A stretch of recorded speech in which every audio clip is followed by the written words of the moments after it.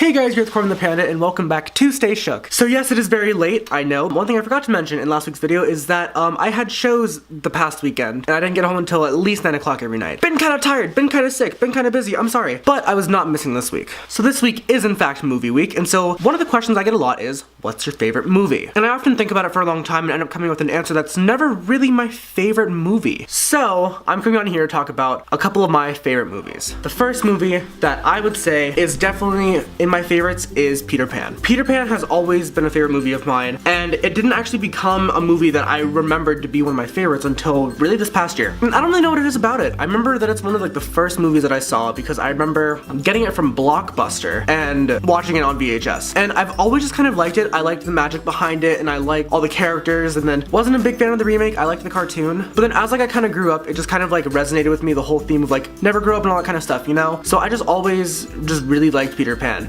It just kind of reminds me of childhood and all that kind of stuff. And yes, I know, like, I'm still a child, like, please, like, don't come for my life. I don't know, it's just something that I've liked to keep with me and to think about, and it's something that I really like just having to remind me, because whenever I see Peter Pan, I just think of, like, never grow up and always keep that childlike innocence, and I kind of like that. Oh, Karen's about to die, be right back. Hey, I'm back. Another one of my favorite movies is Sing Street. And this has really only been a favorite movie of mine recently, because it's kind of a recent movie. I love this movie so much. I think I kind of like it for the same reason that I like movies like School of Rock, and it's just like, I like it when people discover their talent at a young age. Basically, if you don't know what it's about, I highly suggest it. It's on Netflix, and it's basically this boy who goes to a new school, and he sees this girl, wants to be with the girl, so goes up and tries to talk to her, and in an attempt to make himself sound really cool, says he's in a band and wants her as an extra in his band's new music video. And because of that, he actually gets a band together because of that, and they're really good. So I don't know, I think it's really cool. There's a couple scenes that are like some of like my favorite scenes that I've seen, just because I like the way they're played out, I like the way it was directed, I like the cinematography on it, I like the story of it, I think it's awesome. Really just like about like pursuing your dreams, and I'm really about that kind of motivational stuff when it's in that area. So I really like it. I watched it and I was floored at how much I liked it. It was great. Another one of my favorite movies is The Fundamentals of Caring. Also kind of a recent movie. It's not old or anything.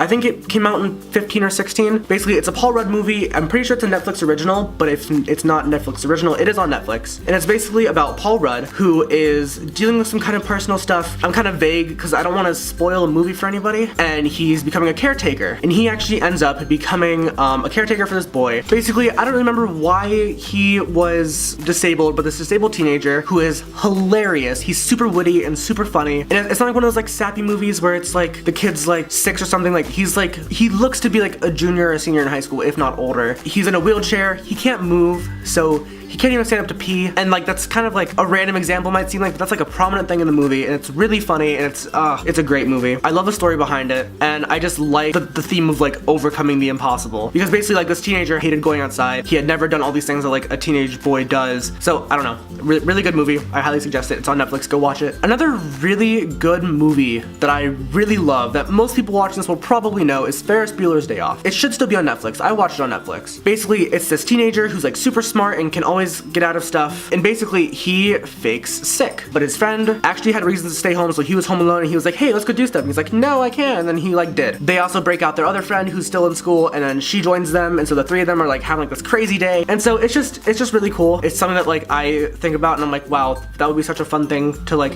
have happen to me. And I don't know, I just like it for like a couple different reasons. Like being in high school, would love for that something like that to happen to me, so it's just kind of like really great. Or just being able to like be like that with that sort of level of confidence. It's just something like I've always seen, and that's the reason that I really liked it. I love the character development in Cameron, who is the best friend. That's something I look for, just kind of as the person that I am. Of course, I always pay attention to like the plots and everything of movies, but like I pay so much attention to character development and cinematography and all that kind of stuff. But I love the character development of Cameron, and I've actually used his monologue for auditions, because there's this one monologue that I just really like, and I think it's awesome. And I just like movies that show friendship, because I'm a big fan of friendship, and I like Friends, and when I see a movie that's like friends doing fun things, I'm like, that's so cool. Does that make sense? Oh, there's this movie that I really like that I'm thinking about now. It's called Moonrise Kingdom, and it's on Netflix. I don't really want to give too much away about it, because it's a movie that you have to sit down and watch, and I like this movie so much that I don't want to spoil it at all for anybody. Basically, these two younger kids, probably like 12 or 13, fall in love, and they run off together, and everyone's like, where are these kids at? And it's just,